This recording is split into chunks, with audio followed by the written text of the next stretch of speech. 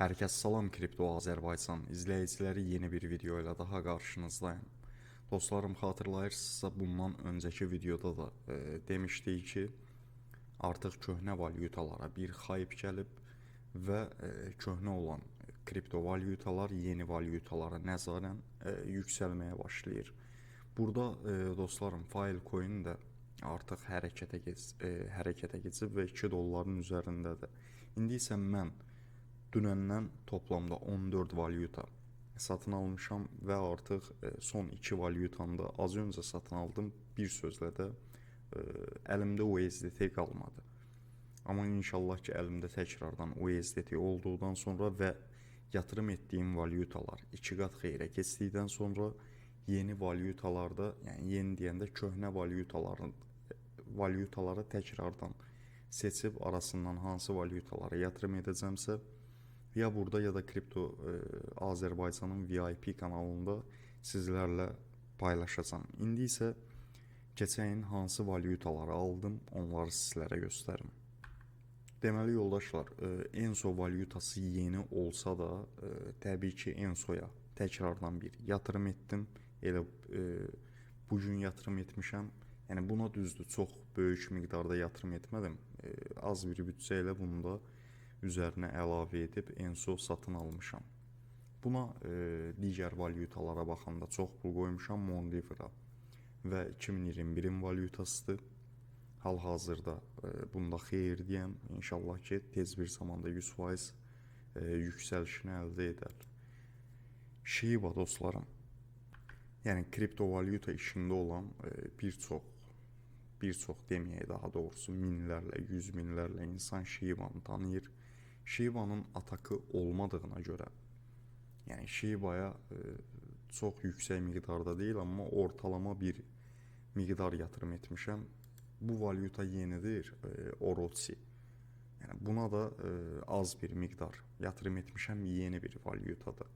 Köhnələrdən sadəcə Mondiver, Shiba və digər yatırım etdiyim 11 valyutanı da təbii ki, VIP kanalda sizlərlə paylaşmışam. Hələ ki, mənim seçdiyim bu 14 valyutadır.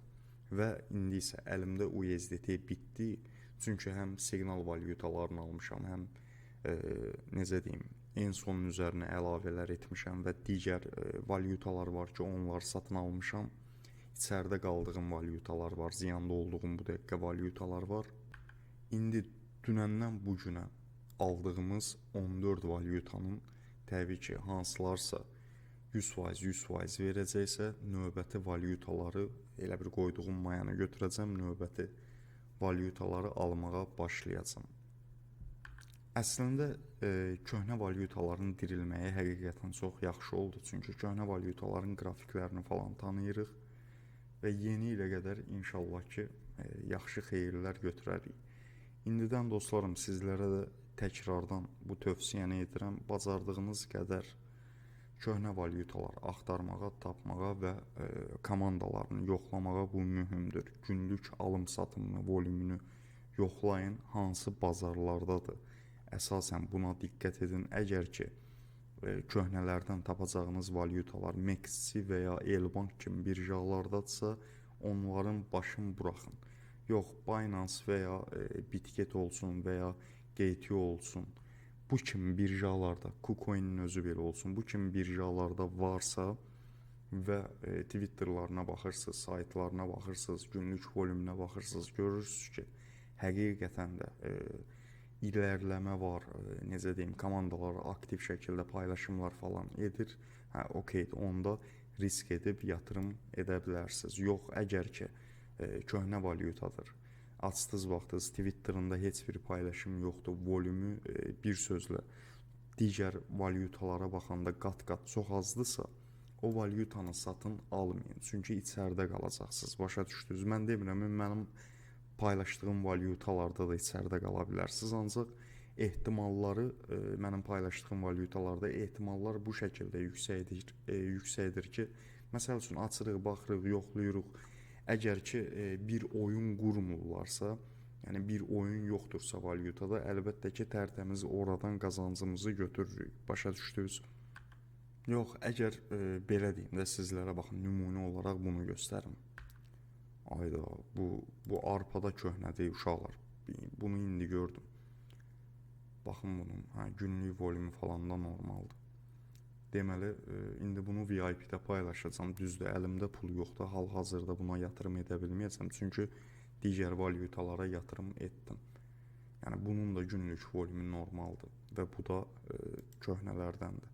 2019-un valyutasıdır, baxın, arpa. Bu da köhnələrdən olan valyutadır. Günlük volümü də 16 milyon, market kəpi 25 milyon, digər günlərə baxanda bu günlərim 130%-lıq bir artışı var. İndi əlimə 200-300 dollar düşsün, buna bu günlərim yatırım edəcəm. Bunu bir dənə yaddaşa vuraq. Məsəl üçün, uşaqlar, bu da 2021-in valyutasıdır, bu nümunələrdən deyirəm. Gördüyünüz kimi, günlük volümü bunun 114 dollara düşüb və olduğu birjalar Latoken, Chain, No, bir də ki Uniswap da var. Ancaq bax, günlük volümü nə qədərdir? 114 dollar. Başa düşdünüz? Yəni bu tərz valyutalar gedib satın almağa dəyməz. Başa düşdünüz? Birjalarda da var.